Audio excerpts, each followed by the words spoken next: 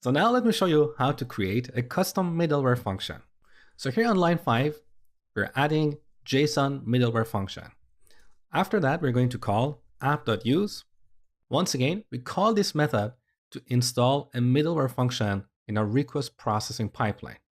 So here we need to pass a function that takes a request, response, and next, which is a reference to the next middleware function in the pipeline. So we simply pass a function here. Now this function, let's do a simple console.log, logging. Let's imagine this middleware function is for logging every request.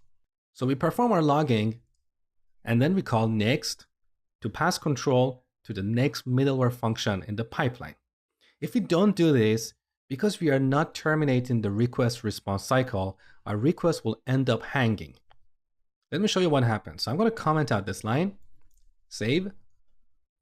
Now back in Postman, on this tab, I'm going to send a simple HTTP GET request to our courses endpoint. So send, look, we are not getting a response. It's loading. And if you look in the console, you can see our logging message. So this indicates that our middleware function was executed successfully, but because we did not pass control to another middleware function to terminate the request response cycle, our requests end up hanging there. So let's bring this line back in. We can also create another middleware function for performing authentication. So I'm going to select this code, duplicate it, and in this second middleware function, I'm going to change this message to authenticating. Now, back in Postman, let's send another request. Now look in the terminal. We have two messages, logging and authenticating. So what I want you to pay attention to here is that our middleware functions are called in sequence. First, our login middleware function is called, then the middleware function for authenticating the user, and finally, the route handler, which is another middleware function. Now, in terms of clean coding, when you want to create a custom middleware function, you don't want to write all that code inside index.js file or index module. You should put each middleware function in a separate file or a separate module. So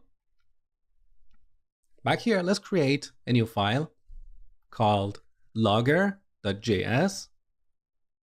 Now, back in index.js, let's grab this middleware function here, cut it, and back in logger.js, we paste that here. We give this function a name, like log, and finally export it like this, module.export. We set this to this function. So this module exports a single function, okay? Now, back in index.js, on the top, we load our new module. So // to indicate the current folder, and logger. We get the result and store it in a constant called logger. And then we can install it by calling app.use and pass this logger function here. Now you understand exactly what this line means. So when we call express.json, it returns a function, a middleware function that has 3 parameters, request, response, and next. That middleware function parses the request body, and if there is a JSON object, it will set request.body, and then it will pass control to the next middleware function, okay? So let me delete this comment. Back in index.js, so this is how we define a custom middleware function in a separate module, import it here, and then install it by calling app.use. We could use the same technique for the second middleware function, but I'm going to leave that to you as an exercise.